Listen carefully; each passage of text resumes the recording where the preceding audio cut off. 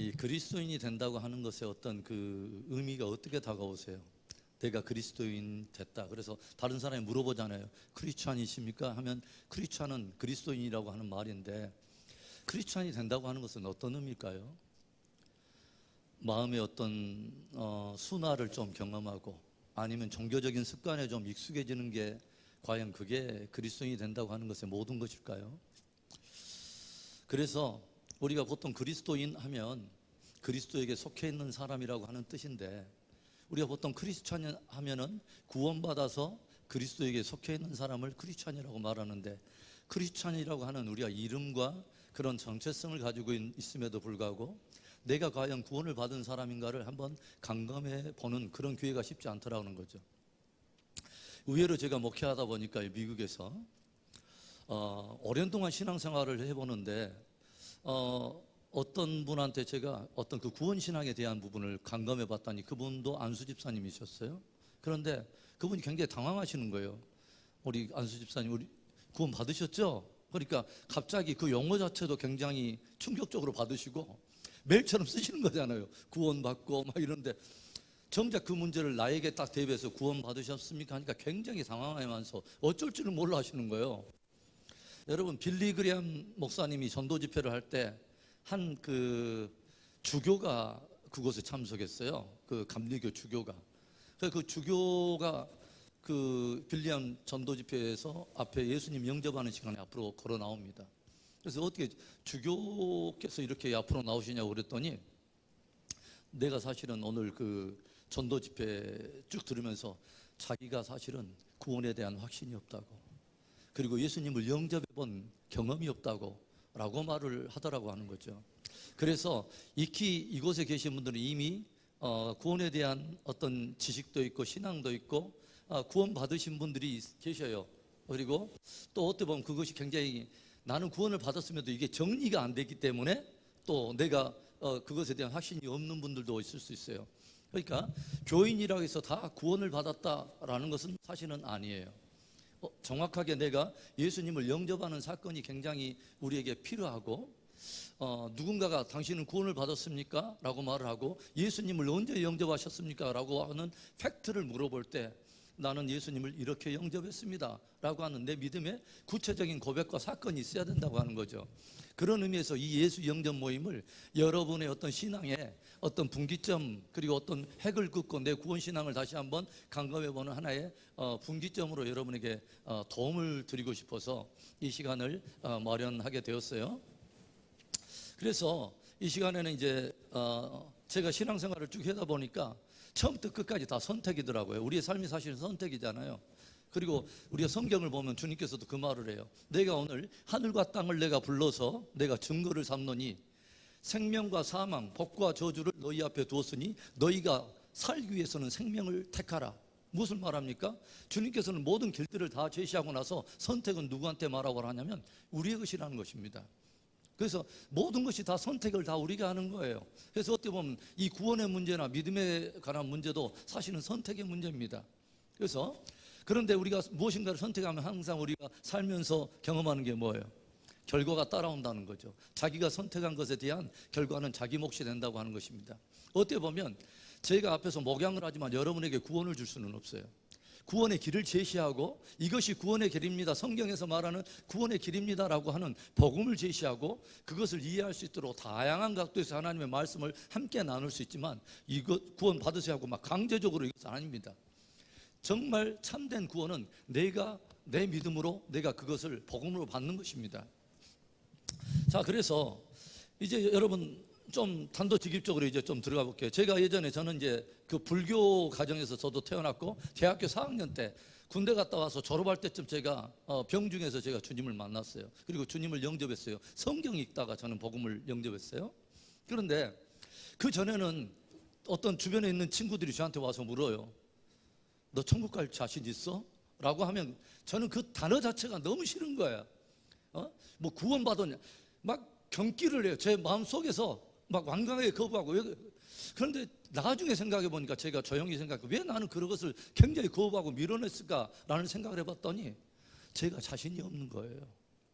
자신이 없으니까 이 말 자체가 거북스럽고 거부하고 싶은 거예요. 그래서 그런 생각을 이렇게 많이 했는데 여러분은 좀 어떠세요? 여러분에게 누군가가 와가지고 천국과 지옥이 있다면 오늘 밤에 우리 보통 그 단도직입적으로 와서 그런 복음을 하잖아요. 오늘 선생님께서 오늘 내 생명이 끝난다면 오늘 밤이라도 주님께서 우리를 부르신다면 당신은 천국 갈 자신이 있습니까? 라고 묻는다면 여러분은 어떻게 대답하실 거예요? 그런데 이것을 우리가 그냥 간과할 수 없는 이유가 이 문제를 예수님께서 말씀하셨다는 거예요. 천국의 지옥의 개념에 대해서 예수님께서 천국과 지옥을 분명히 말씀하셨다고 하는 것에서 우리는 피해갈 수가 없잖아요. 왜 그러냐면 진리는 항상 우리에게 선택을 요구해요. 진리이기 때문에 그렇죠. 진리가 아니면 지식이라면 우리가 상관없는 거죠. 내가 취하든 말든. 그런데 반드시 진리인 것은 우리에게 무엇인가 선택에 따른 결과가 우리의 몫이 된다고 하는 거죠. 왜 그러냐면 그것이 진리라고 들려줬음에도 불구하고 나의 어떤 그 선택하지 않음으로 인해서 무엇인가 엉뚱한 길을 내가 초이스했다면 그것에 따른 결과는 바로 선택하지 않는 저와 여러분의 몫이 된다고 하는 거죠.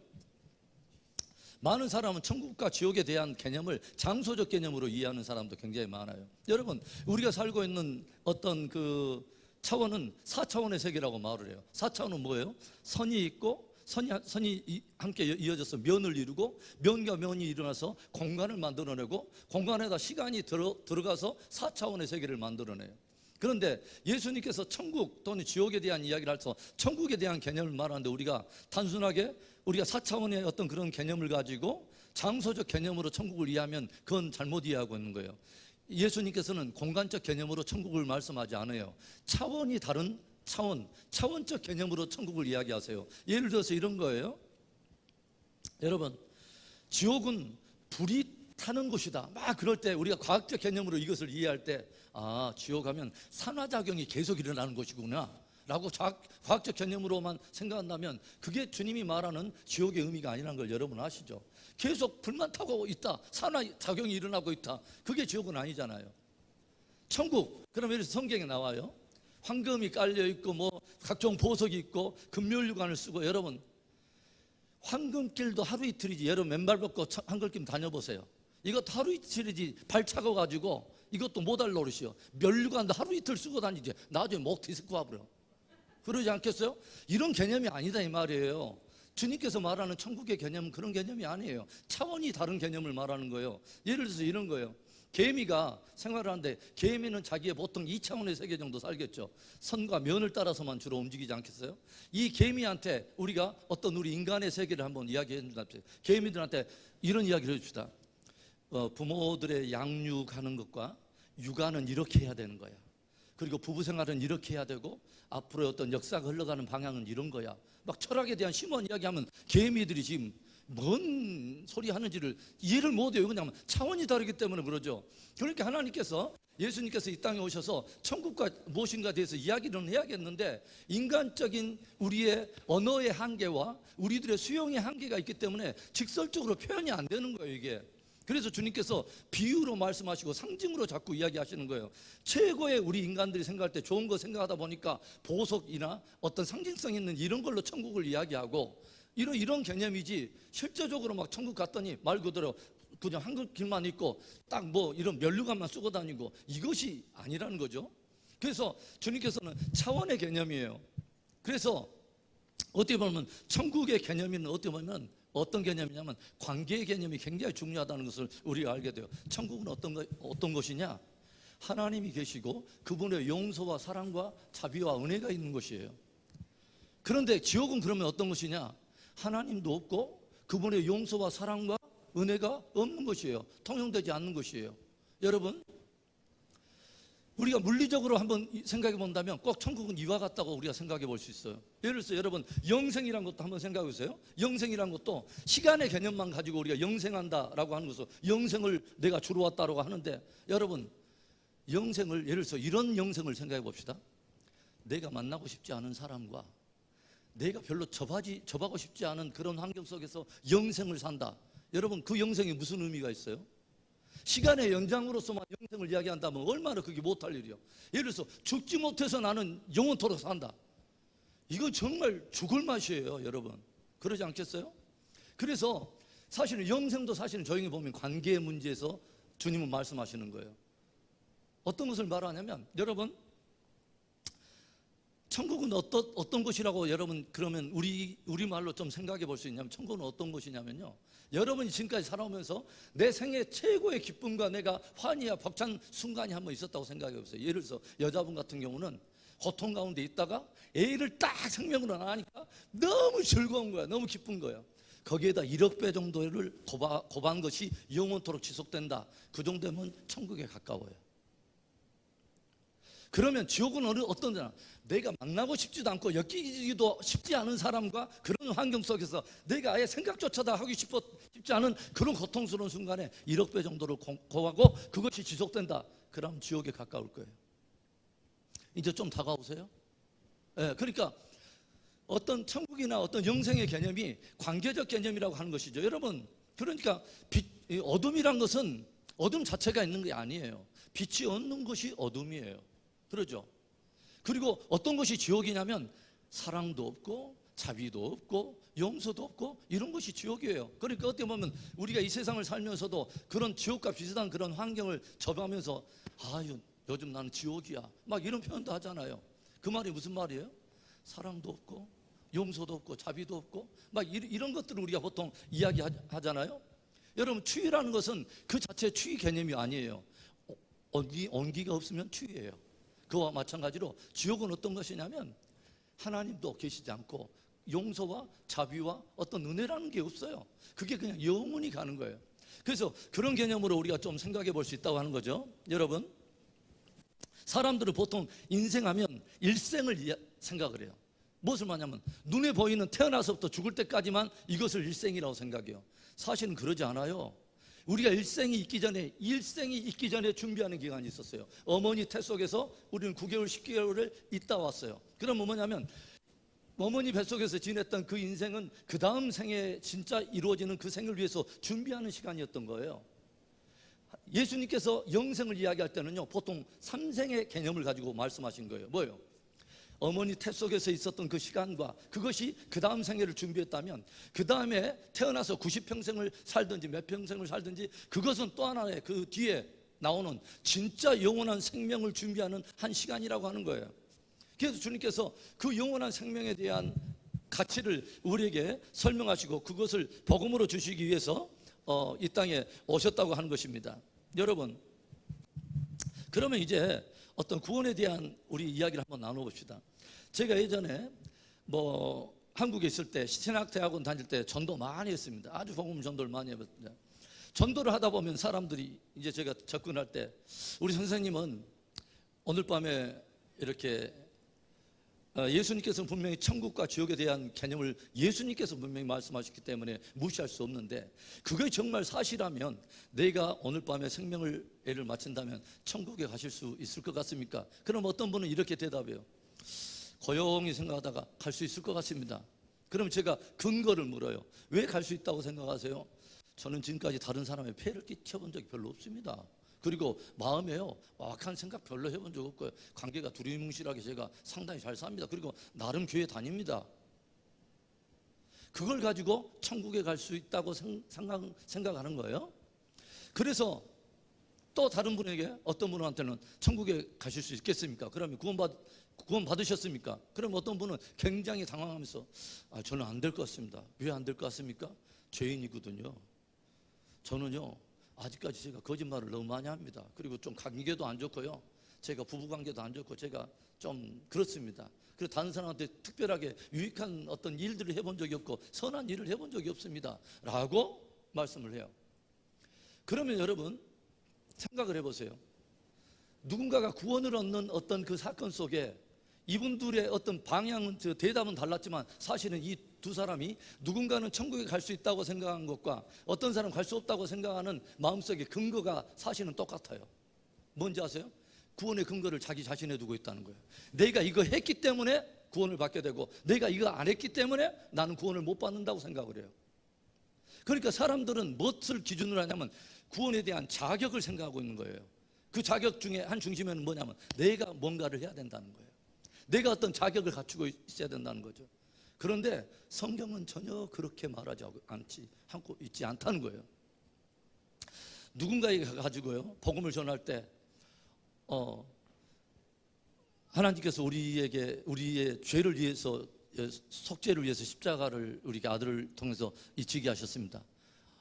그러면 사람들은 굉장히 마음속에 경기를 일으켜요. 어떤 분들은, 제가 예전에 저 버스 타가지고요, 옆에 있는 청년 하나가 있어서 가까이 가가지고 복음을 전하려고 따갖고 예수 믿으십니까 하니까 저를 살기로 쫙 쳐다보면서 뒤도 안 바라보고 앞으로 가버리더라고요.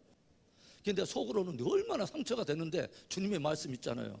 나와 미 복음을 인하여 고난을 받는 자는 천국에서 상이 크리라 주여 하면서 제가 이제 그냥 지나고 말았는데, 여러분, 죄인이십니까? 죄인이라고 하는 이 개념이 우리한테 굉장히 막 어떤 분은 억울하게 생각해요. 내가 왜 죄인이냐고. 나는 지금까지 할 것 다 하고 나름대로 내가 선하게 살았는데 왜 죄인이냐고. 그런데 왜 사람들이 그것에 대해서 그렇게 이런 것들을 못 받아들이냐면요, 저촉되는 법의 수준 자체가 달라서 그래요. 예를 들어서 이런 거예요. 어떤 거냐면 죄인이라고 이렇게 말을 할 때 사람들이 이렇게 못 받아들이는데, 예를 들어서 이런 거예요. 한국에서는요, 작은 꼬마아이가 지나갈 때 우리 할아버지나 이렇게 분들이 3살짜리 4살짜리 고추를 만져요. 예? 만지면서 아이 자식 귀여워. 미국에서 그랬다가는 성추행범으로 바로 고소됩니다. 뭔 말이냐면, 한국에서 법에 저촉되지 않는 것이 어떤 곳에서는 법에 치명적인 죄인이 됩니다. 그게 뭐냐면, 우리가 죄인이냐 아니냐라고 하는 그 개념을 어떤 법에 저촉해서 우리가 죄인이다 아니다라고 말하느냐 이 말이에요. 우리는 보통 그렇게 또 말해요. 저 사람 법 없이도 살 사람. 그때 말하는 그 법 없이 살 사람이라고 하는 선함의 기준은 내가 볼 때 나보다 좀 더 낫다는 수준이나 보편적인 사람이 살아가는 수준의 선함보다 조금 낫다고 하는 말이지, 상대적인 어떤 수준이지, 어떤 법을 거기다 대느냐에 따라서 전혀 아니올시다. 그러지 않겠어요? 그러니까 여기서는 죄가 아닌데 저기서는 죄야. 그리고 예를 들어서 우리가 행위적인 것들은 우리가 어떤 실제적으로 나라법이나 명문화된 어떤 법은 어기지 않았다 할지라도, 예를 들어서 이런 거 있잖아요. 그러면 부모님께 지금까지 효도하셨습니까? 라고 물으면 고개를 끄적끄적하면서 완전히 제가 효도했다고는 말할 수가 없습니다 하면서 조금 빼죠. 이것은 무슨 법이에요? 양심의 법 또는 도덕법이에요. 일반 명문화된 어떤 성문화된 법보다 훨씬 더 깊은 법이 있다는 거예요. 그러죠? 양심과 어떤 도덕의 법에 딱 하니까 나도 모르게 조금 움찔해져. 그런데 우리가 구원에 대한 부분에 대한 기준을 말하고 죄에 대한 것을 말할 때는 하나님의 법이에요. 굉장한 거예요. 이것은 그러니까 우리가 보통 사람이 우리가 선하다 착하다, 예를 들어서 이런 개념을 쳐봅시다. 저 사람 법 없이도 살 사람이야. 나름 착하게 살았어. 그러면 그 죄를 죄라고 그 정하는 수준에서 나라법에서는 행위를 보고 판단을 해요. 죄다, 의다, 아니다. 그런데 양심의 법원에서는 좀 깊이 들어가. 뭐냐면 생각까지도 좀 이렇게 함께 들어가요. 생각. 그렇죠. 우리가 생각. 성경에는 뭐라고 말해요? 사람을 보고 음란한 마음을 품으면 벌써 너는 간음한 거야. 여러분, 내가 어떤 사람한테 미워하고 저 사람 정말 죽이고 싶어요 라고 생각한다 해서 나라법에서 수갑채고 그러지는 않아요. 그러죠. 그런데 주님의 법을 딱 되니까 뭐라 하냐면 어디 죽이도록까지도 안 가요. 형제를 미워하는 자마다 살인한 자니 끝났어요 이미. 그러면 행위뿐만 아니라 생각 속에서도 벌써 이제 죄인이라는 거예요. 그리고 말로 인해서 네가 정죄함을 받고 말로 인해서 의롭다함을, 우리가 얼마나 말로 인해서 범죄합니까? 그러죠. 어떤 한 단체에서 사람들 수백 명을 모아놓고 이렇게 질문했답니다. 여러분이 지금까지 살아오면서 내가 정말 씻을 수 없는 상처가 누군가의 말 때문이었다고 생각하신 분, 누군가의 말 때문에 내가 상처받은 분은 조용히 고개를 끄덕여서 하니까 90%가 고개를 끄덕이더래요. 대부분의 상처가 뭘 때문에 온지 아세요? 말 때문에 와요. 말씀을 잘해야 돼요. 그러니까 말도, 우리도 은밀하게 말도 죄야, 생각도 죄야. 하나님의 법에 되니까 이건 기가 막힌 거예요. 내가 그리고 꼭 행위를 이렇게 하라고 하는 것을 하지 말라고 해서 그것이 죄입니까? 어떤 것은 하라고 하는 것을 또 안 한 것도 죄가 있잖아요. 그러죠. 그러니까 우리는 이것을 하나님의 법에 이것을 죄로 잣대로 된다면 가만히 우리가 있으면서도 우리는 죄를 얼마나 짓고 사는지 몰라요. 그래서 하나님은 딱 아예 결론을 냈어요. 의인은 없나니 하나도 없느니라. 사람 수준으로 살다가 잣대를 대면서 누구는 착하다, 이걸 가지고 우리도 우쭐하고 하나님 법에서는 아니라는 거예요. 하나님은 의인은 없으나 한 사람도 없다라고 주님은 딱 결론 내렸어요. 그러죠? 굉장한 말입니다, 여러분. 그래서 이런 이제 그 죄에 대한 이런 이야기, 그러면 어떤 사람은 법 없이도 살 사람이었어. 나름 이 사람은 예를 들어서 생각합시다. 하루에 딱 3가지만 죄를 져요.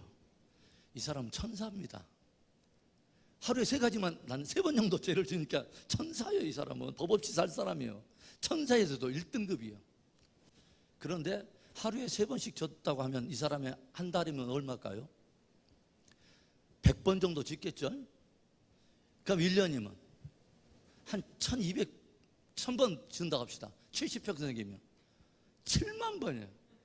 보통 사람이 아니라 천사 같은 사람, 법 없이도 살 사람. 그러면 여러분이 재판관입니다. 내가 재판관이라면 7만 번 죄를 지은 사람한테 여러분이 판결봉을 가지고 있다면 그 사람한테 뭘 내릴 것 같아요? 대답 안 해도 돼요.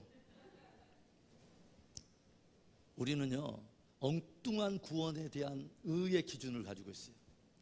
내가 나의 어떤 기준을 대니까 이게 엉뚱한 상상을 하고 있고 엉뚱한 구원관을 가지고 있는 거예요.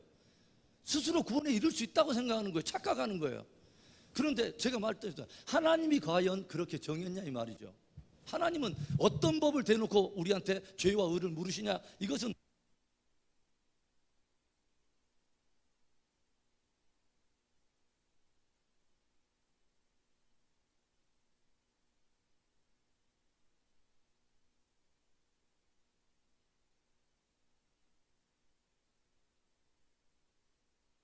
하나 둘 셋 넷. 예.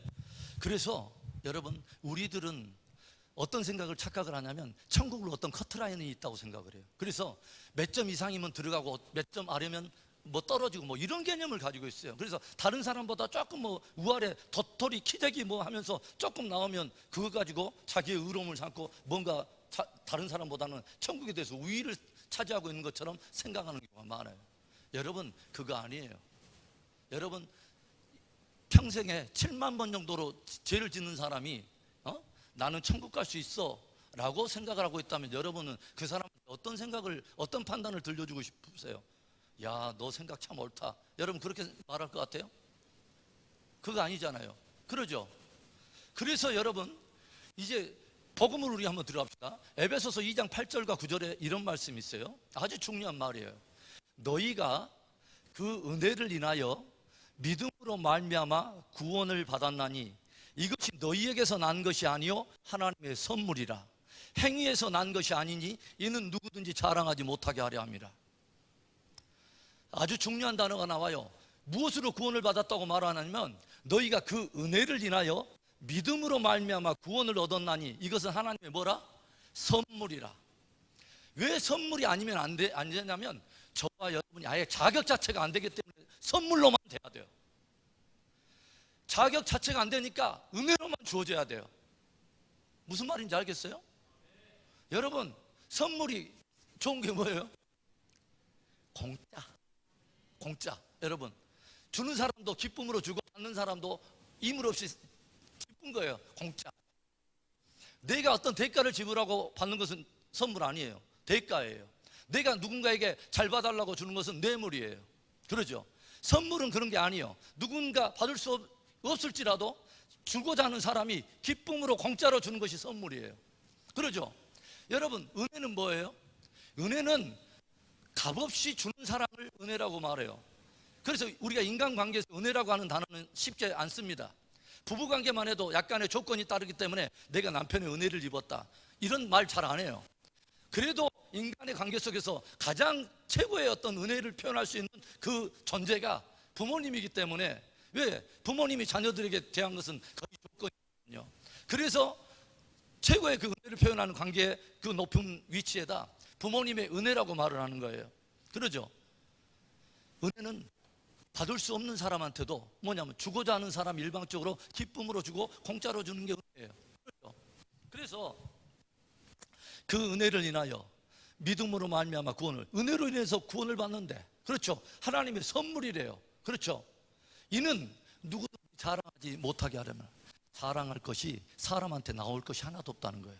왜냐하면 은혜로 받았기 때문에, 대가로 받지 않고 은혜로 받았기 때문에, 선물로 받았기 때문에, 행위에서 난 것이 아니니 누구든지 행위 가지고 간다는 생각하지 말라는 말이요. 착한 일 좀 했다고 그거 가지고 구원의 조건처럼 착각하지 말라는 거예요. 여러분, 구원은 철저하게 하나님의 선물로만 주어집니다. 구원은 철저하게 은혜로만 받을 수 있는 거예요. 아멘입니까? 그래서 사람들이, 나는 내가 주님의 잣대로 딱 되보니까 내가 주님이 말한 대로 의인이 아닌 거예요. 그러죠. 의인은 없나니 한 사람도 없다. 죄인이에요. 그러죠. 이 죄인이 어떤 정도의 죄인이냐면 영원한 형벌에 들어가서 도저히 가능성이 없는 죄인이 된 거예요. 그러죠. 여러분, 죄인이 된다는 것은 뭔지 아세요? 전제적으로 죄인이 됐다는 것은 뭔지 아세요? 고양이가 야옹 하는 것은 너무 자연스러워. 왜 그냥 고양이니까. 고양이가 찍찍찍찍 쥐소리 내려면 방언받아야 돼요. 그러죠. 왜 그러냐면 고양이가 쥐가 아닌데 쥐소리를 하려고 하니까 얼마나 힘들어. 그런데 여러분, 죄인은 자연스럽게 무엇에 익숙하냐? 죄가 익숙해요. 나오는 것마다 죄적 경향이 너무 쉬워. 왜 그러냐면 죄인이거든. 의로운 채 하려면 너무 힘들어. 이건 방언 받아야 돼. 네, 그러죠. 뭔가 전제적인 거듭남이 안 되면 사람은요, 전제 어떠한 대로 살게 돼 있어요. 그러죠. 그래서 구원이란 것은 무엇을 말하는, 그래서 거듭남이라고 하는 단어가 나오는 거예요. 그래서 우리가 이제 조용히 이제 생각을 해봅시다. 하나님의 이것은 은혜로만 되고 선물로만 된다고 하는 거죠. 그래서 이제 하나님께서 분명히 모든 사람들을 영적 어떤 영혼의 스캔을 다 해가지고 죄인이라고 딱 단정을 했어요. 끝냈어요. 그리고 이것에 대해서도 나는 죄인은 아닙니다 말하면 그건 뭐 답 없어요. 답 없어. 그런데 주님께서 그렇게 말씀하셨는데, 주님을 우리가 보통 말할 때, 교회에서 여러분 신앙생활 할 때 들었을 거예요. 하나님은 공의의 하나님이면서 동시에 뭐예요? 사랑의 하나님이세요. 주님은 죄에 대해서는 굉장히 강력하게 돌파를 하시고 징계를 하세요. 그렇게 하나님께서 시내산에 강림할 때 모세한테 말하잖아요. 야 모세야, 백성들한테 이 시내산 못 올라오게 해. 저들이 행여라도 올라올 때 내 거룩이 저들을 칠까 염려하라. 내 공의적인 어떤 것이, 죄를 못 보는 내 공의가 그를 심판할까 하니까 사람들 못 올라오게 해라 라고 말을 하잖아요. 하나님의 공의가 그렇게 무서운 거예요, 여러분. 그런데 이 하나님의 공의는, 죄는 반드시 심판할 수밖에 없는 하나님인데, 동시에 이 하나님은 뭐예요? 사랑의 하나님이에요. 그래서 이제 이 죄인들을 어떻게 구속해낼 수 있는가가 하나님의 딜레마인 거예요. 어떻게 이 영혼들을 살려낼까 하는 게, 이게 하나님의 사랑과 하나님의 공의 사이에 있는 그분의 딜레마예요. 그래서 이 딜레마에 대한 한 해결로 주님이 내신 것이 뭐냐면 예수 그리스도예요. 그의 아들을 내어주시는 거예요. 그래서 여러분, 이것의 관계를 제가 한 이야기로 한번 이야기를 해볼게요. 어느 나라에 한 임금이 있었습니다. 한 임금이, 그 나라에는 법이 있는데 이 임금은 굉장히 공의롭고 사랑이 충만한 왕이었어요. 그래서 모든 백성들이 우리 임금이야말로 최고의 왕이다, 이 사람은 정말 공의롭고 정의롭고 또 한 번은 사랑과 자비가 넘쳐 흐른다라고 이 임금을 다 이해하고 있는데, 그 나라에는 이 법에 딱 걸리면 나비 달린 채찍으로 40대를 찢는 이 법이 하나 있는데, 그 법에 누군가가 걸려버렸습니다. 그런데 그 법에 걸린 사람은 누구냐면 공교롭게 그 임금의 어머니였습니다. 임금의 어머니가 그 법에 걸려버린 거예요. 그러니까 국민들의 여론이 둘로 딱 나눴습니다. 우리 임금은 공의롭기 때문에 분명히 어머니여도 얄짤없이 이 공의에 집행을 할 것이다. 그런데 한쪽에서는 아니야. 그래도 우리 임금이 사랑의 하나님, 저 임금인데 절대로 그러지 않을 거다. 어떻게 자기 어머니한테 그것을 대냐? 분명히 그건 아닐 거다라고 했는데, 그래서 이제 재판 당일날 어머니가 임금 앞에 나와서 무릎 꿇고 있습니다. 이때 임금이 있으니까 신하가 이 죄목을 쫙 읽어주는데 이 여인이 고개를 못 들고 어머니가 이 아들의 얼굴을 못 보는 거예요. 딱 끝나고 나니까 위에서 아들을, 이 임금이 아주 엄한 소리로 명령을 내립니다. 저 여인을 틀에 묶으라. 기둥에 묶었습니다. 그러니까 한쪽에서 사람들이 와, 역시 우리 임금은 공의의 임금이야. 한쪽에서는 이거 어떻게 저럴 수가 있어? 라고 다 그 와중에 딜레마에 빠져 있는 바로 그 순간에 그 임금이 이제 막 채찍을 두르는 순간에 잠깐만 해가지고 이 임금이 자기의 왕복을 다 벗습니다. 다 벗고 위에 맨몸을 드러내더니 뒤에서 어머니를 껴안습니다. 그리고 이제 채찍을 치라 해서 그 신하가 채찍을 찔 때 임금의 살이 뜯겨져 나갑니다. 우리가 다 이해할 수 없고 다 설명할 수 없는데 마치 그와 같은 거예요. 사랑의 하나님이 그 죄인들을 용서하기 위해서 분명히 이 대가를 무시할 수는 없고 다 지불을 해야 되는데 이것을 어떻게 지불해내느냐? 당신이 친히 뭐예요? 인간의 몸을 입고 하나님이신 그분이 이 땅에 와서 죄인들을 껴안으시고 채찍질을 당하셨다 이 말입니다. 성경을 보니까. 그러면서 우리가 이사야서 53장에 보니까 그가 채찍을 인하여, 그가 채찍을 누구 때문에 당했냐면 우리를 인하여 저가 채찍을 당하였고 우리를 위하여 저가 상함을 입었다. 모든 게 다 누구 때문이냐면 우리 때문이라는 거예요. 하나님이 우리 죄인을 구원하기로 세운 계획은 우발적인 하나의 계획이 아니라 주님은 이 일을 뭐예요? 영원부터 주님은 계획해 오셨다고 하는 거죠. 우리를 향한 하나님의 사랑은 영원부터 시작됐다고 하는 거예요. 그리고 때가 되면 이사야 선지자가 그를 예언했던 고난받는 종의 모습으로 예수님이 이 땅에 오셔서 십자가에 달려 돌아가시죠. 성경이 뭐라 하냐면 십자가에 달린 자마다 저주를 당한 자라. 하나님께 저주를 받아서 십자가에 달려있단 말이에요. 누구의 저주냐면 자기의 저주가 아닙니다. 그분은 죄가 없으신 분이에요. 그런데 그분이 십자가에 달리셔서 누구의 죄값을 다 치러내냐면 영원히 형벌받을 수밖에 없는 저와 여러분의 죄를 위해서 십자가에 달리셨다는 거예요. 그런데 이 계획이 사람에게서 난 것이 아니라 영원토록 형벌받을 수 없는 죄인을 구속하기 위해서 당신의 하나뿐인 아들을 내어주실 것을 누가 결정했냐면 하나님이 결정하셨고 영원부터 결정하셨다는 거예요. 여러분 이 사랑이 믿어지세요? 사랑이 믿어지세요? 그래서 주님께서 십자가에서 가상칠언이라고 말을 하죠. 뭐예요?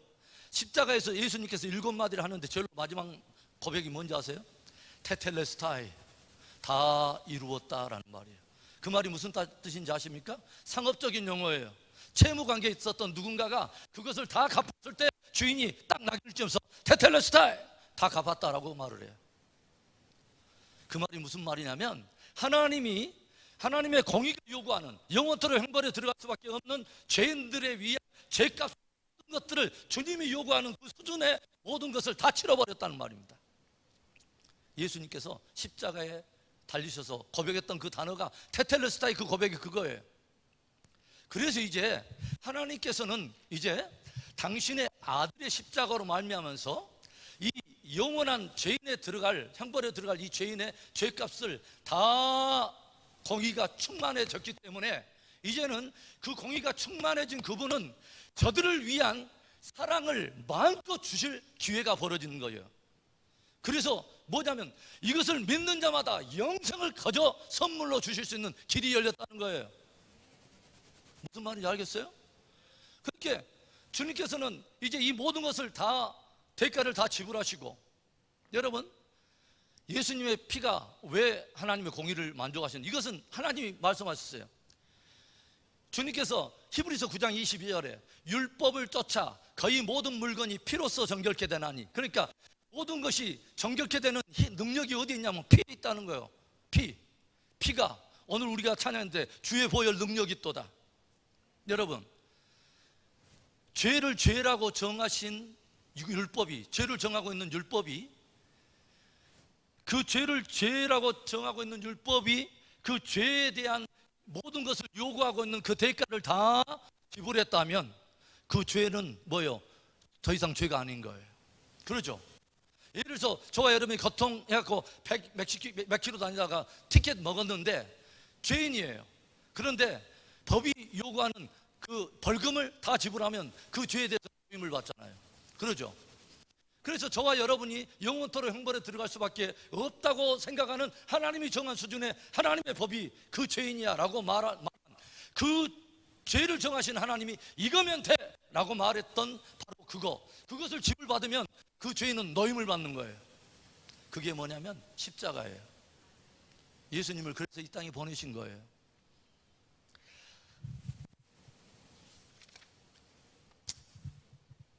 많은 사람이 여러 가지 믿음을 가지고 있어요. 그런데 모든 믿음이 다 구원 얻는 믿음은 아니에요. 어떤 사람은 지식적인 믿음을 가지고 있어요. 심지어는 나는 예수님이 하나님의 아들인 것을 믿어요.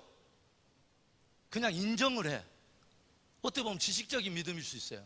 여러분, 하나님의 아들인 것을 실제로 누가 제일 먼저 알아본지 아십니까? 성경 보니까 귀신이 제일 먼저 알아보죠. 예수님께서 회당에 들어가서 딱 성경 펴들고 말씀하는데 뒤에서 누군가가 당신의 하나님의 아들이요, 지금 때도 안 됐는데 지금 와가지고 우리를 지금 내쫓으려 하십니까? 하나님의 아들인 것을 누가 제일 먼저 알아하면 귀신같이 알아버려요. 그게 귀신이에요. 그런데 예수님만 안 믿어요. 그러죠. 지식적인 믿음은 구원 얻지 못해요. 그리고 현세적인 믿음만 가지고 있어도 그것은 구원과 그건 또 다른 믿음이에요. 다 모든 게 기브 앤 테이크야. 내 사업 문제, 자녀 문제, 어떤 것을 기브 앤 테이크해서 나 기도 응답도 잘 받아. 그런데 이것 갖고는 구원 얻는 믿음은 아니에요. 구원 얻는 믿음은 철저하게 예수 그리스도의 관계 속에서 주어지는 믿음이에요. 구원에 대해서 주님이 구원을 주시는 주님이 그 믿음을 주님이 요구하고 계시기 때문에 그래요. 그렇죠? 여러분, 그래서 이 세상에 대부분 많은 사람들은 의나 선에 대한 기준을 자기 자신에서 내서 그것으로 구원에 이른다, 아니면 구원 받았다 못 받았다를 착각하는데, 그런 종교를 보통 자력 종교라고 그러죠. 자력 크리스찬들이 많습니다.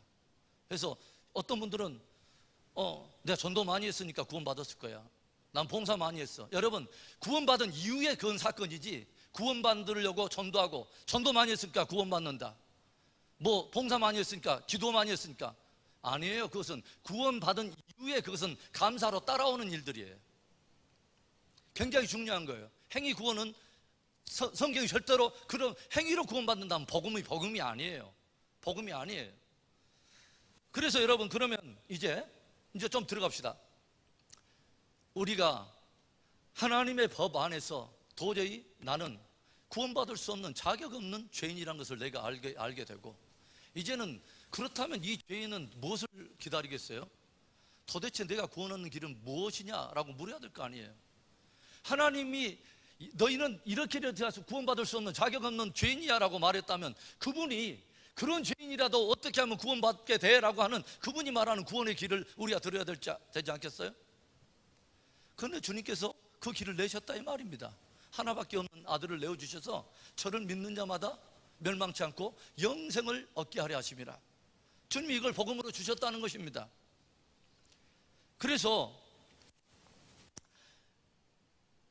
아주 중요한 것은 뭐냐, 이제 그러면 하나님과 그 아들 안에서 우리를 위한 복음의 길은 열렸어요. 복음의 길은 열렸어요. 그리고 우리들의 모든 죄를 다 대속한 테텔레스타이, 다 값을 다 지불하는 것이 십자가로 다 정리됐어요. 그러면 우리는 어떻게 하면 구원받을 수 있을까요? 너희가 그 은혜를 인하여 뭘로? 믿음으로 말미암아 구원을 얻었나니. 믿음으로만 됩니다. 아멘. 그러면 그 믿음은 어떤 믿음이냐 이 말이에요. 여기가 키가, 제가 자동차 키가 있고 뭐 집에 열쇠가 있는데, 여러 개가 있는데, 집에 들어갈 수 있는 키, 그것은 딱 정확한 그 키가 맞아야 돼. 구원 얻을 수 있는 믿음은 그 믿음이어야 돼. 주님이 원하는 그 믿음. 그래서 내가 이제는 내 스스로 어떤 나의 의를 기준으로 내 선을 가지고 뭔가를 나를 의지해서 구원에 대해서 했던 착각과 잘못된 모든 걸 다 내려놔 버리고, 이제는 하나님 말하는 은혜로, 하나님의 선물을 기꺼이 뭘로 받냐면 믿음으로 받는 거예요. 믿음으로. 이 방법에는 길이 없어요. 이 방법에는 다른 길이 없어요. 그래서 주님께서는 구원에 대해서는 명쾌해요. 유일성을 딱 말해요. 내가 곧 길이요 진리요 생명이니 나로 말미암지 않고는 아버지께 올 자가 없느니라. 천하 인간의 구원을 얻을 다른 이름을 우리에게 주신 일이 없느니라. 맞아요. 복음은요 굉장히 완고하고 단호하고 외고집스러워요. 왜냐하면 진리이기 때문에. 그래서 이제 우리가 구원을 받으려면 뭐냐면 믿음을 가져야 된다는 거죠. 주님이 원하는 그 믿음이 뭐냐. 여러분, 믿음은 굉장히 피상적인 개념으로 올 때가 많아요. 믿습니까? 믿습니다. 그 뭘 믿냐 이 말이에요. 뭘 믿냐 이 말이에요. 구원 얻는 믿음에 대해서 아주 주님이 중요하게 생각하고 우리에게 들려주신 말씀이 있어요. 요한복음 1장 12절에 영접하는 자 곧 그 이름을 믿는 자들에게는 뭐예요? 하나님의 자녀가 되는 권세를 주셨어요. 여러분, 구원 얻는다, 영생을 얻는다, 천국을 얻는다, 다 똑같은 말의 다른 표현이에요. 그렇죠? 그러면 여러분, 천국은 누가 갈까요?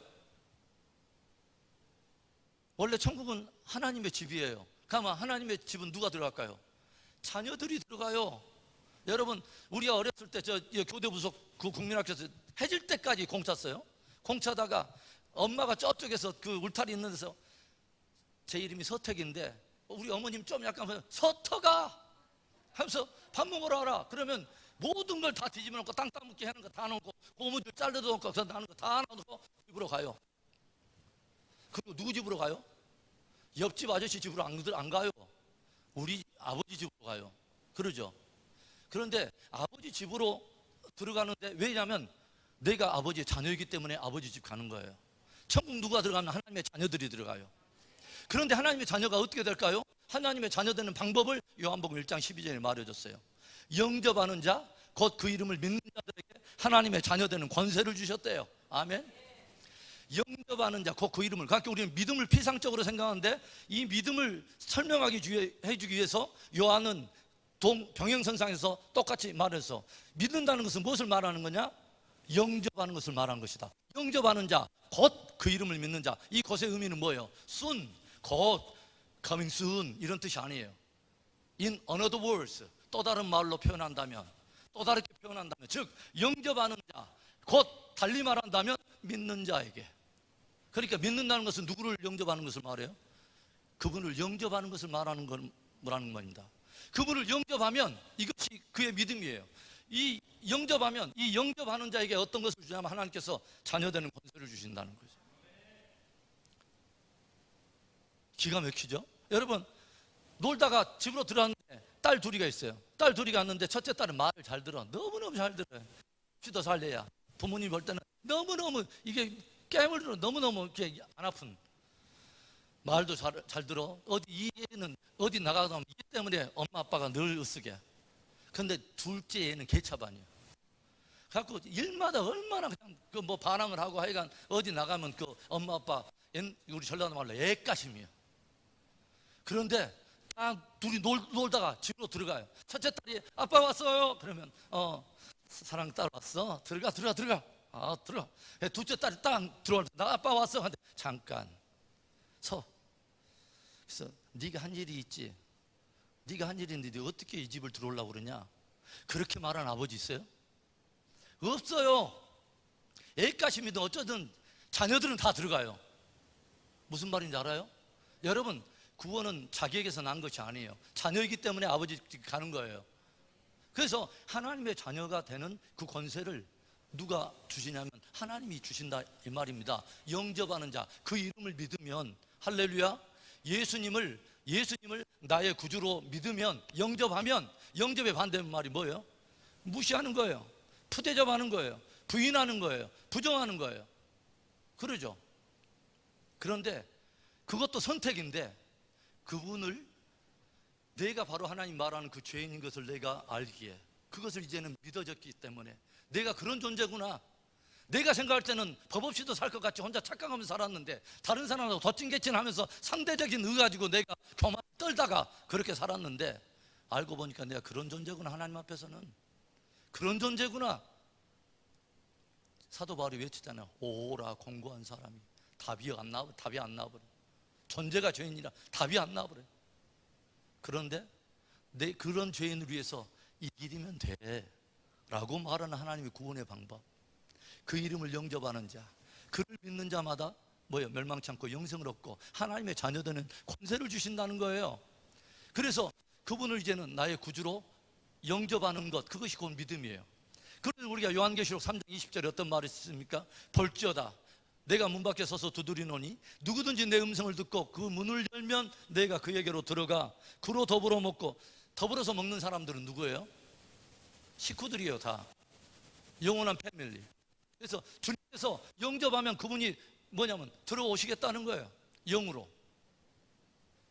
여러분, 홀만 헌트라고 하는 사람의 그 성화 보셨어요?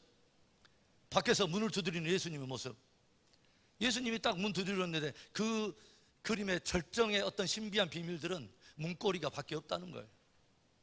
그럼 누가 열어야 된다는 말이냐면, 밖에서 주님은 문을 두드리시고 결국은 누가 열어야 되냐, 누가 선택하고 누가 결단하고 기꺼이 내가 들어오라고 영접해야 되냐면 내가 영접해야 돼요. 다른 사람이 대신해 줄 수 없어요. 믿음은 철저하게 개인이고 구원의 문제 철저하게 1대1의 관계 속에서 들어가는 거예요. 이거 굉장히 중요한 겁니다, 여러분. 그러죠? 그렇게 하면 주님이 들어오시기 때문에. 그래서 사도 바울이 말을 하잖아요. 야, 성도들한테 너희가 하나님의 성전인 것과 하나님의 성령이 너희 안에 거하시는 것을 너희가 알지 못하느냐? 하도 답답하니까 뭐냐면, 성도들이 모르는 사실 하나가 있어. 뭐냐면, 우리가 예수 그리스도를 나의 구주로 영접하고 주님을 받아들이면 그 안에 누가 들어오시냐면 성령이 들어오세요. 아멘입니까? 이건 믿음의 실제예요. 믿음의 실제야. 주님의 약속이에요. 그러니까 들어와. 그러니까 어떤 사람은 예수 믿고 딱 점보로, 어떤 날은 또 날씨가 꿍꿍하니까 예전 습관 따라서 점이나 한번 보러 갈게요. 그런데 딱 점을 보니까 이 점쟁이가 뭐라고 하냐면, 예수님을 이 사람이 영접했어. 예수님을 진짜 영접해서 점집에 안 가야 되는데 또 뭐냐면 어떤 일이 또 생기니까 점점 그렇게 해가지고 그걸로 이제 찾아갔는데, 이 점쟁이가 뭐라 하냐면 점괘가 안 나온대요. 왜 그러냐면, 그러면서 물은 거예요. 혹시 큰신 무엇이시오? 점괘가 안 나오는데. 여러분, 성령이 내 안에 딱 들어오시면서 어떤 일들이 일어나. 어떤 사람은 뜨겁게, 오늘 우리 장로님처럼 막 진동하면서 오는 경우도 있고요. 어떤 사람은 믿고 이렇게 영접을 했는데 감각적으로 아무 일도 있지 않은데 이상한 일들이 일어나 서서히. 뭐냐면, 이제는 좀 선하게 살고 싶어. 다른 사람을 이상하게, 이 앞전에는 내가 계속 옳았는데 다른 사람 말도 일리가 있게 들리고 그 사람이 불쌍해져. 그리고 뭔가 하나님의 나라 일을 위해서 나도 헌신하고 싶어. 성령이 주는 생각이에요. 이 앞전에는 갈등도 안 했어요. 치고받으면 끝이지. 뒤끝 없어. 나 뒤끝 없어. 그런데 내가 뒤끝 없다고 던진 수리탄에 뒷사람 다 죽어. 응? 그런데 성령이 딱 임하시고 나니까 내 안에 거룩한 변화가 일어나. 어떤 사람 속도에 확 갖고, 어떤 사람은 순간적으로 사도 바울처럼 뒤집은 사람도 있는데 다 뒤집어지지는 않아요. 어떤 사람은 서서히 슬로비디어 뒤집어져. 응? 성령이 딱 들어오시면 그런 역사가 일어나. 네? 그 성령이 우리를 이제 그래서 이끌고 이제 가시는 거예요. 요한 1서 5장 12절에 보니까 아들이 있는 자는 생명이 있고 아들이 없는 자는 생명이 없는지라. 딱 결론 끝내버렸어요. 아들, 그러니까 하나님의 복음 안에서 사도 요한은 딱 끝냈어요. 이제 정리하려면 선택은 너희들 거. 그게 뭐냐면, 아들이 있으면 생명이 있고 아들이 없으면 생명이 없는지라. 딱 끝냈습니다. 왜? 하나님은 아들 예수 그리스도한테 모든 영생 없고 영벌에 들어가는 표주의 분기점을 오직 예수 그리스도 이름에 걸어버렸기 때문에 다른 길 없습니다. 제가 여러분에게 다시 한번 단론 직업적으로 말합니다. There is no way. 다른 길 없습니다. 오직 한 길밖에 없습니다. 그리스도밖에 없습니다. 그래서 이런 말이죠, 여러분. 어떤 사람은 굉장히 화를 내요. 뭐냐면 어떤 사람은 불신 지옥, 믿으면 천국, 예수 천국 막 그러면 굉장히 막 화를 내요. 물론 전도의 어떤 방법에 대해서 눈에 약간 거스리는 것도 있을 수도 있어. 그런데 그 자체는 굉장히 복음적인 거예요. 그런데 왜 사람들이 화를 내는지 아세요? 예수 안 믿으시면 잘못하면 지옥 가십니다. 잘못하면 지옥 가는 게 아니라 가요. 그런데 예수 안 믿으면 지옥 가십니다. 그러면 사람들이 왜 이렇게 격분하냐면 속으로 착각하고 있는 거예요. 나는 가만히 놔두면 다 천국 갈 사람인데 이상한 예수라는 깡패가 나와서 나 안 믿어? 그럼 너 지옥 가? 라고 말한다고 생각해. 아니에요. 가만히 놔두면 다 지옥 가요. 그런데 예수님을 믿으면 천국 간다고 하는 말을 그렇게 표현한 거예요. 여러분, 병원 의사가 암 환자한테 낫고자 하면 수술 받으시고 그 수술 안 받으시면 돌아가십니다. 죽으십니다. 그러면 이 암 환자가 이 의사가 완전히 그냥 망령을 했지. 내가 자기가 수술을 지금 의사가 지금 하는 말이 수술 안 받으면 죽습니다라고 하는 말이 수술 받고 살라는 말입니까? 수술 받지 말고 죽으란 소리입니까? 수술 받고 살라는 거예요. 그런데 자기는 가만히 놔두면, 나는 암 걸렸어도 가만히 놔두면 살 텐데 의사가 수술해 준다고 저 난리다 이 말이야. 꼭 그런 식으로 복음을 받아들이니까 착각이에요. 여러분, 아니에요. 가만히 놔두면 다 죽을까요? 그런데 그 가운데 예수 그리스도를 믿으면 구원을 얻어요. 그래서 복음인 거예요. 그래서 뭐냐면 믿는 자마다 멸망치 않고 영생을 얻어요. 믿는 자가 영생을 얻어요. 여러분, 그러죠? 예수 믿으면, 그 안에 예수가 있으면, 아들이 있으면 생명을 얻고 아들이 없으면 생명이 없다, 이 말이 여러분, 그럼 그 핵심이 뭐예요? 예수한테 걸려있단 말이에요. 아들이. 여러분, 실력 있으면 붙고 실력 없으면 떨어집니다. 거기에서 중요한 것은 뭐예요? 붙고 떨어진 것이 문제가 아니라 그걸 뭐가 결정한단 말이에요? 실력 있으면 그 사람이 뭔 조건이 어떻게 됐든지 이거 상관없이 실력 하나 있으면 된다 이 말이에요. 꼭 그런 식으로 주님이 말한 거예요. 아들 있으면 생명 없고 아들 없으면 생명 없느니라. 딱 끝. 사랑하는 성도 여러분, 저와 여러분은 어떤 종교로서 기독교 안에 들어와 있는 게 아니에요. 내가 어떤 다른 것을 하기 전에 복음에 직면해야 돼요. 주님의 말씀에 따르면 존재적으로 새롭게 나지 않으면 새롭게 난 삶은 없습니다. 흉내는 내볼 수 있어요. 좀 더 흉내 달라지고 습관 달라지면 굉장히 선해졌다고 착각할 수 있는데 그것은 구원이 없는 믿음은 아니에요.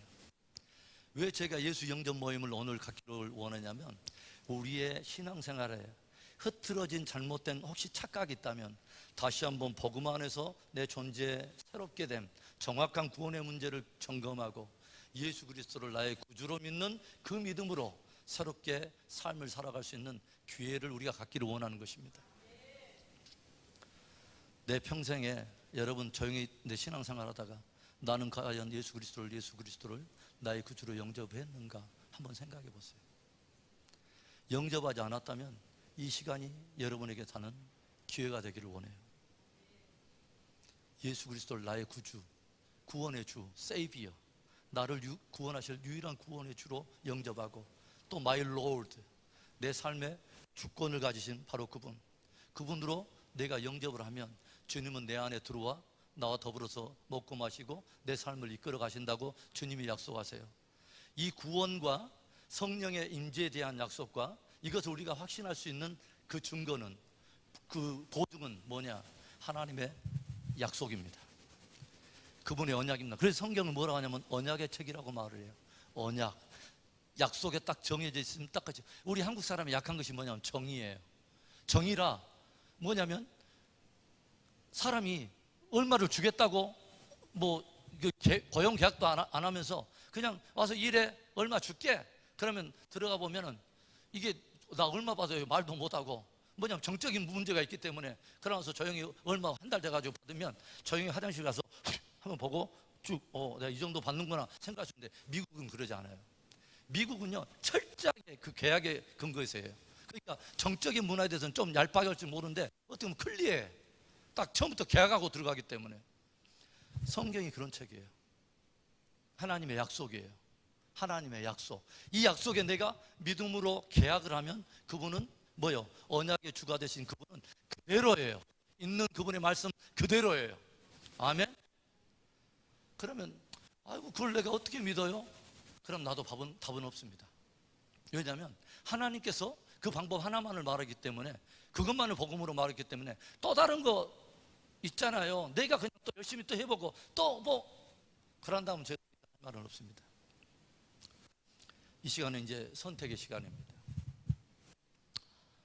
제가 이합 전에도 그런 말을 했지만 신앙생활 그렇게 열심히 했는데요, 마지막 임종 때 제가 그것을 봤어요. 장로님인데 나 예수 안 믿습니다. 충격이었습니다. 그런 일이 있을 수 있을까요? 있습니다. 여러분, 누군가가 여러분에 와서 우리 집사님은 언제 예수 믿으셨어요? 언제 예수님을 나의 구주로 영접하셨어요? 언제 거듭나셨어요? 이게 다 다른 표현이지만 다 똑같은 그 의미예요. 그렇게 할 때 저는 내 믿음을 가지고 언제 내가 예수님을 영접했습니다. 여러분, 느낌 너무 의지하지 마세요. 어떤 사람은 막 느낌 너무 의지하다가 막 그것을 앞세우는데, 느낌이 중요한 게 아니에요. 나 예수 믿고 영접했는데 아무 느낌도 없대? 느낌으로 받는 게 아니에요. 내 믿고 내가 받는 거지. 그러잖아요. 느낌은 있을 수도 없고 없을 수도 있고, 그러지 않겠어요? 여러분, 팩트가 중요해요. 팩트가 중요해. 사실이 중요하지. 사실이 중요하지. 감정이 앞서는 것은 위험한 거예요. 그렇죠? 이 감정은 무엇에 대해서 따라오냐면, 믿는 믿음을 내가 딱 믿었더니 이 감정이 따라오기도 하고 안 따라오기도 하고 그러는 거예요. 그렇죠? 그게 중요한 것은 아니에요. 꼭 느낌이 중요한 거 아니에요. 중요한 것은 하나님이 복음으로 말하는 것을 내가 이제 믿음의 의지를 가지고 그 주님을 나의 구원의 주로 영접합니다. 그러면 주님은 언약 그대로세요. 하나님의 자녀로 삼으세요. 그리고 성령이 이끌어 가세요. 그리고 주님의 약속 그대로입니다. 하나님의 자녀되는 권세 주시고 그 영혼을 천국까지 주님이 이끌어 가십니다. 아멘입니까? 이 시간에 그러면 여러분, 선택입니다. 저는 강요는 하지 않습니다. 이 시간에 우리 예수님을 영접하는 시간을 좀 갖겠습니다. 나는 복음이 이렇게 됐다는데 아직까지도 나는 잘 모르겠다. 또 알아가는 과정 속에 있을 수 있어요. 그런데 오늘 이렇게 목사님과 함께 복음을 나누다 보니까 그렇구나 하는 것들이 깨달아지고, 그리고 내가 그분을, 예수님을 내가 의지하겠구나. 믿음은 여러분 그냥 관념에 이런 게 아니에요. 철저하게 의지하는 것이 믿음이에요. 나한테는 안 나오니까 그분을 의지해서 가는 거예요. 그것이 믿음이에요. 성경이 말하는 구원 얻는 믿음을 그건 말하는 거예요. 그래서 이 시간에 예수님을 마음 주로 영접하는 우리 그 기도를 제가 드릴 텐데, 이 시간에 말씀을 듣다가 나는 그분을 내 구원의 구주로 영접하기를 원합니다 하는 분은 조용히 제가 하는 기도를 따라서 해주시면서 내 고백으로 하나님 앞에 드리면 되고, 그리고 아직 나는 그게 아닙니다 하는 것은 it's okay. 또 우리 잠깐 우리 눈을 감겠습니다. 예, 눈을 감겠습니다.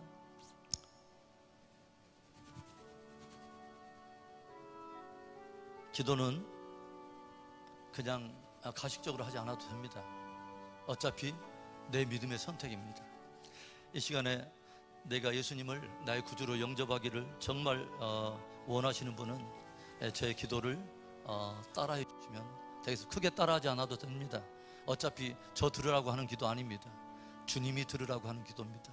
주님 앞에 내 믿음을 보이는 것입니다.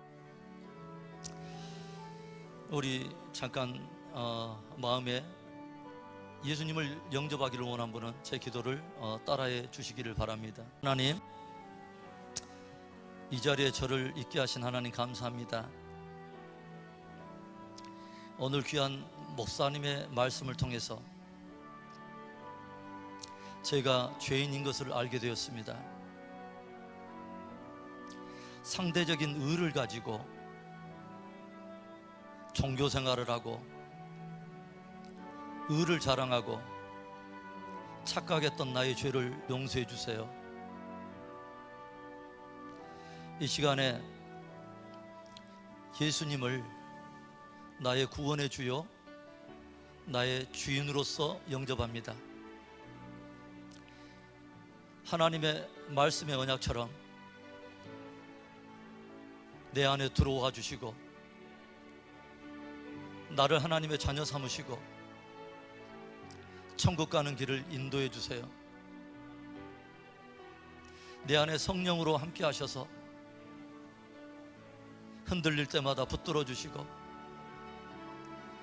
나의 삶을 축복하여 주시고 영생에 이르도록 주님과 동행하게 해주세요. 그 주님을 기뻐하며 내가 신앙생활을 할 때 선한 것으로 축복하여 주시고 모든 고난을 뛰어넘어서 승리하도록 축복해 주세요. 나의 영원한 주님을 찬양하고 예수 그리스도의 이름으로 감사하며 기도합니다. 아멘. 여러분 집으로 돌아가셔서 이제 다시 한번 조용히 여러분 시간 좀 꼭 가지시고 오늘 함께 나눈 복음의 내용을 꼭 깊이 한번 묵상해 보시고